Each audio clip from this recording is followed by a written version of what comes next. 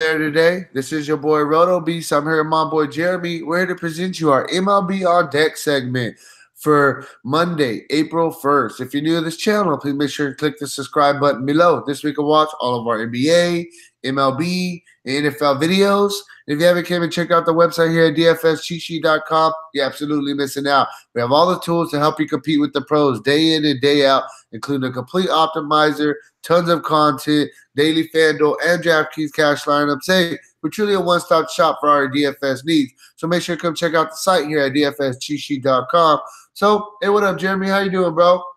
Yo, what up, man? Yo. What's up? Yeah, so, hey, we got a big slate, 9 games. Yeah, man, there's some spots that we definitely want to take advantage of on this slate for sure. So, I mean, I'm pretty much ready to jump into it, definitely. I mean, we're going to go the way we're going to do this video. I'm going to pick a pitch. I'm going to pick 2 pitchers. Jeremy going to pick 2 pitchers. And we're going to pick 2 teams each that we feel you should really be targeting today. So that's really where we at. So, yeah, man. Hey, Jay, what up, man? Yo, what's up, man? How you doing? I thought I lost you for a second. Nah, I'm here. I'm just trying to post some content up on the site, get our crush spot up for both sports, and hit this video with you. Yeah, for sure. So, yeah, man, I mean, I'm ready to jump into it real quick before we do. If you guys don't mind, please take a quick second, click the like button down below. Helped us out. Really, really appreciate that from you guys. Yeah, man, you ready to talk some baseball? Let's get it. Cool. I'm going to start it off with my pitcher. I think he's going to be pretty much the really chalky pitcher today, the guy you probably want to go with in your cash games. Is going to be David Price. Don't get me wrong, man. David Price has definitely been up and down the past couple years for sure, but he really picked it up last year in the postseason and was really, really pitching well. I definitely think that's going to carry in to this season. You know, he kind of found it a little bit again last year in the playoffs. So he's going to be my first pitcher. 9,300 is a very fair price tag. He's going against the Oakland team that they definitely have some pop in the Oakland lineup, but they also have some guys that strike out a lot as well. And we definitely always want to get, them strikeouts if we can from our pitchers. So I really like David Price, 9,300. He's a 134 favorite. He has one of the best lineups backing him up in the majors. I just like it. I think he's going to get some run support. Very fair price tag. I think David Price is the guy that you go with in cash games today. Yeah, I think Price is going to be a chalkier option today. I think he's definitely going to be popular in cash games. One thing is price, right? I mean, this is not a slate that is a star-studded slate. You have to take it into consideration that today's the 5th day, basically, and you've got a lot of 5th starters pitching. And when you look at that, Price will be their number 2. But he got a little bit of the flu, and they pushed him back to this 5th spot. So he's out of order in the rotation right now, and you have a number 2 on the slate that is pitching on a slate full of basically number 5s. Yeah, for sure. So I'm going to go with Julio Urias. I like this kid, man. I'm not a huge Dodger fan, obviously. I'm a Giants fan, but from a baseball standpoint, I like this kid. I mean, this kid's gone through a lot of adversity. They signed this kid very early. He had a lot of pressures on him as well, being compared to Fernando Valenzuela as a lefty that was signed straight out of Mexico. I like this kid. This kid has electric stuff. We've seen spots of flashes of brilliance. We've also seen some spots where he's been lit up. I mean, his debut was highly anticipated. I'll never forget that against the Cubs. The kid got into trouble early. Flashed his stuff early, but he's got an electric fastball. He's got a really, really good curveball and off-speed stuff. Strikeout upside. He's coming off a really good spring. So look, I think this guy's in a really good spot. You take a look at Price, 7,200 on FanDuel. I think it's a really good price. I think this is another guy who the Dodgers didn't come out with. They started Ryu on opening day. That's not going to be their ace. We all know Clayton Kershaw is their ace as well. So the Dodgers rotation is a little bit out of order as well. I think Urias is probably their number 3. They probably go Kershaw, Maeda, Urias, Ryu in that order. And Ryu, it was a big surprise when he started opening day. But you're forgetting Buehler, bro. Buehler's our number 2. I'm sorry, I'm forgetting Buehler as well. And they've got Stripling as well. So Yeah. Look, this is a deep rotation. I think that the pressure's off this kid. You know, when he came up, it was Kershaw, right? And they were trying to make moves to get pitching, and then they basically brought him up early because they needed a spot starter, and it was a big deal. It was his debut, and he put a lot of pressure on himself. He's gone through a lot of stuff. Obviously, he's got the problem with his eye where he's had surgery on that. Look, I like this kid a lot today. It's against the Giants. The Giants are not a difficult lineup to get through right now. They do have some right-handed bats, but it's basically Longoria and Posey. Longoria left the other day with an injury. I really like Urias today a lot. Yeah, hey, the guy, as a Dodgers fan, the guy definitely has some upside for sure. He could rack up some strikeouts quickly. So my second pitcher I'm gonna go with, it's a little bit more GPP play, but I like Matt Strahm for San Diego. Now he has a solid lineup behind him to give him some run support. He's going against the Diamondbacks team. We see them go against the Dodgers just in the first series of the season. And don't get me wrong, man, the Diamondbacks, they still have some guys in the lineup, and they still have a little bit of pop. But, hey, man, it's not the same Diamondbacks of the past couple of years. They lost Goldsmith. They lost Pollock, their best two players, and they basically substituted with a couple older guys and Adam Jones and Wilmer Flores. So, I mean, like I said, there is some pop in the Diamondbacks lineup, but it's not somebody that's not really a team that scares me too much. And then, based on our projections that I was looking at, I mean, we got Matt Strahm projected as the second highest pitcher on the slate, projected to get about 30 fantasy points. And at a 6,400 price tag, if we're going to get 34 fantasy points, then I would take that all day. We take that, get our 30, move on, and we can pretty much pay up for any bat, any stack that we want on this slate. With him being at a 6,400 price tag, he's a negative 160 favorite as well, so there's a good chance that he could get that win. So, yeah, man, I like Matt Strahm as my second pitcher. Like I said, probably a little bit more GPP, but I just like the upside in the matchup for the guy. And I'm going to go with Brad Peacock, man. I think this is somewhat an obvious spot to target Brad Peacock, a guy who in 2017 started 21 games, made 34 appearances in 132 innings, struck out 161 batters. He had a 3.0 ERA and a 1.19 whip. Then last year, he's in the bullpen. He plays in 61 games. He actually started one game, but the majority, 60 of his appearances were out of the bullpen. In 65 innings, he strikes out 96. So the strikeout upside on Brad Peacock is there. Brad Peacock, the only kind of downfall with him is he's had the tendency to get lit up. He can give up the home run. And you take a look at, for instance, in a huge spot in the 2017 postseason, he came in and pitched out of the pen in 6 games, started one of those, and in 12 and a third innings gave up 13 hits. But the strikeout upside is there. In that same time frame, he strikes out 16 people in 13 innings. His strikeout upside is through the roof. Offering, you can see here the right-handed posted a 2.76 ERA, a 1.04 whip in 16 and a third innings in spring training this year. So the guy has electric stuff. He's got an electric fastball, features a great number 2 pitch. So the strikeout upside is there. And then he's going against Texas. So part of the thing to like about him here is that he don't get me wrong, he has the ability to get lit up here. Anytime you go to Texas, you can get lit up. Right. But run support, he should be a pretty good favorite to get a win. I didn't write down his game line, but I think he's minus 160. He's minus 160. So, he's a favorite, and that a lot of that has to do with run support too. So he should get ample run support with the Houston Bats in Texas, and then he's got electric stuff, and he's always got strikeout upside. Yeah, for sure. Moving on to our hitters that we're going to be looking at, our stacks that we're going to be looking at. The first team I'm going to go with, obviously I talked about David Price. I really liked him a lot, and I think he's going to get some run support. That's another reason that I really liked him today. You got Boston going against Aaron Brooks. I'm going to tell you something. I mean, there wasn't much of a sample size. There was 3 guys in the Boston lineup that faced Aaron Brooks. So I'm not really going off this sample size, but I just want to express kind of what I seen out of this. So you had Holtz, you had Bogarts, and you had Betts. Between all 3 of those guys, they've only had 5 at bats. Okay, but the positive is what I'm really looking at. They're 4 for 5 with 2 doubles and 2 triples.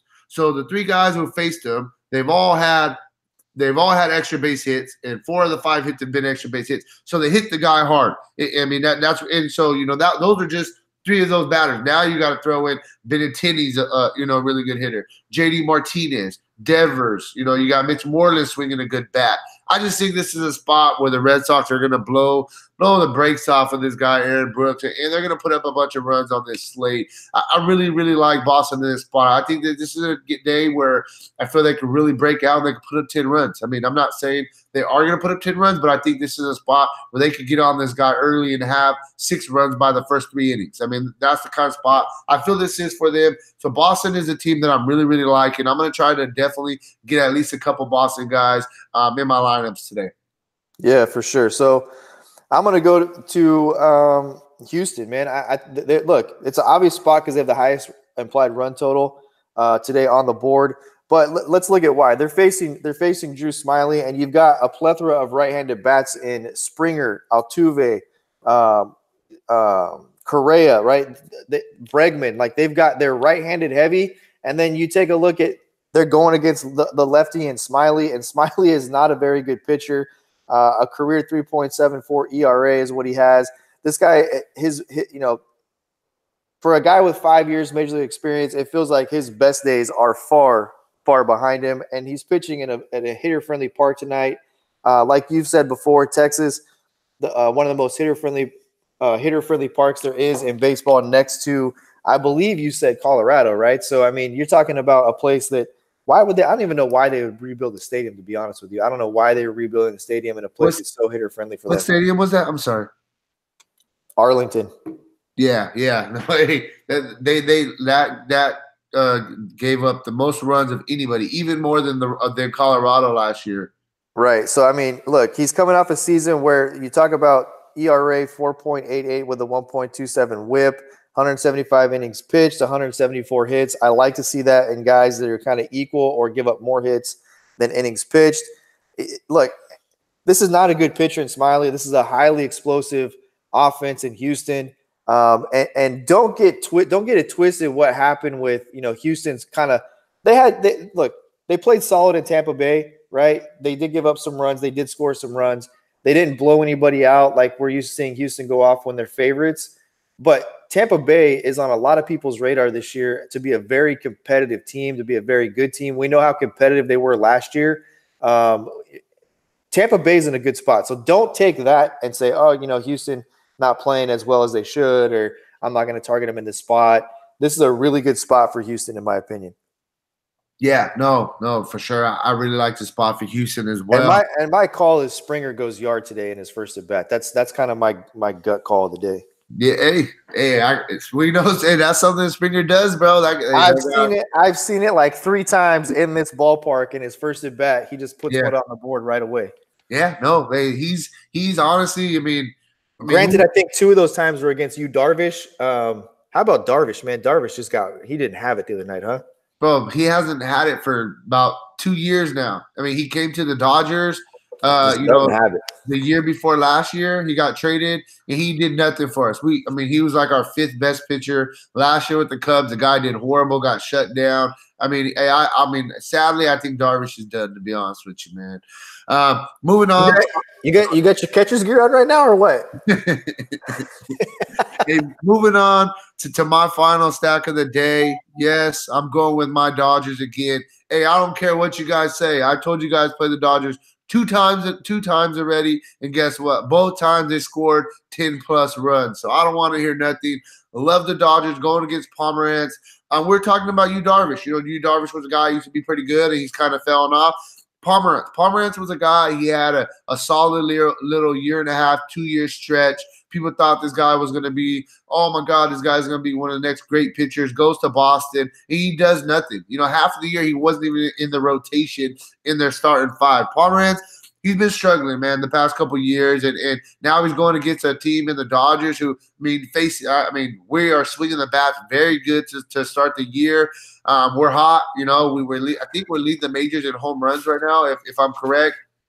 Hey, man, swinging a good bat at home. I like this spot a lot. I think that this is a really, really good spot. for the Dodgers. One thing I will mention, though, I mean, you're a Giants fan. I'm a Dodgers fan. You know exactly what I'm talking about. These games are, that we're probably the biggest rivalry outside the Red Sox in Boston outside of the Red Sox and the Yankees. And sometimes these games tend to be low scoring or they tend to be high scoring. I mean, it's usually kind of really how it is. But, with Pomeranz on the mound, I mean, I think the Dodgers are going to put up a bunch of runs. And like I said, we're hot. So I really like the Dodgers today a lot. I think we're in a really, really good spot to put up, 7-8 runs today. The only thing I'm going to say about Pomeranz is I'm going to just give you a couple of things, my feelings. One, as a Giants fan, when we signed this guy, I was like, why are we signing another old guy? Because that's kind of what the Giants – the Giants have more money than everybody but the Yankees. They just sit and hoard it. I mean, you're talking about a team that broke the Major League record for sellouts. I mean, the Giants have coin to spend, and obviously they were in on the Bryce Harper deal, and that's kind of where they finished with big names in the past 3 years is second, right? So – when you see they signed Drew Pomeranz, it's kind of like, Jesus, why didn't you go out and get, Keuchel, or why didn't you go out and get somebody like that? So my feelings on this are, though, that he's familiar with the NL West. And, obviously the Dodgers have brought some guys in. You talk about Pollock and, they didn't have a Bellinger when he pitched in the West, and they didn't have – but, Justin Turner and some of these other guys he's seen, and there's some familiarity there. I just don't like him on the road. I think, I think that Pomeranz is a guy who may work out for the Giants at home, pitching in a big ballpark where you can give up fly balls and get outs. I just don't like him on the road. And the whole stigmatism behind the Dodgers and not being able to hit left-handed pitching went out the freaking window on opening day. Yeah, no, for sure. So finish us off with your final team, Bo. So I'm going with the Angels, and look. Let's just talk about Felix Hernandez really quick, okay? He may come out today and he may toss an absolute gem and strike out 10, but I will have 0 shares of him, and I will stack against him a ton. And let's just talk about why. You talk about last year and the regression of one Felix Hernandez, a 5.55 ERA. He goes 8-14. Let's look at innings pitched. 155 and 2/3 innings pitched. He gives up 159 hits, which is more than innings pitched. And he only had 125 strikeouts. So he's not even in like a 1-to-1. Batting average against last year was 262. You break that down, you start looking at Albert Pujols, Mike Trout, right-handed hitters in this lineup, and you look at what he's done against right-handers. Well, against right-handers last year, absolutely obliterated. They hit 271 against him, a 771 OPS, a 424 slugging percentage, and they just absolutely tattooed the guy. So he gave up 13 home runs of right-handed hitters last year, and the strikeout, he struck out more right-handers than he did left-handers, but right-handers absolutely tattooed this guy, and he didn't strike out a ton of guys. So take it a step further and look at what he did against the Angels in 2 starts, 0-2, 12.96 ERA.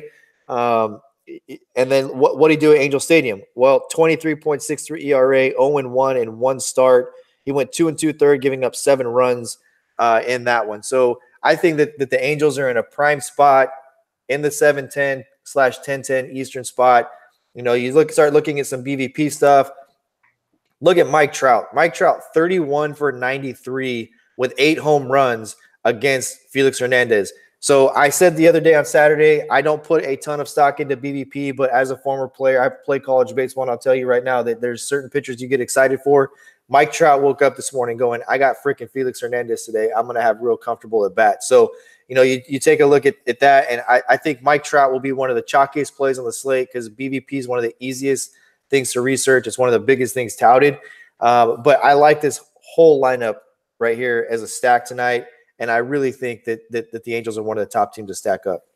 Yeah. Hey, I was telling you before we jumped on here, I love the Angels as well. Hey, Felix Hernandez, just like we talked about with Darvish, hey, they were good, but a little bit past their prime now, and they're a lot more easier to hit than they used to be.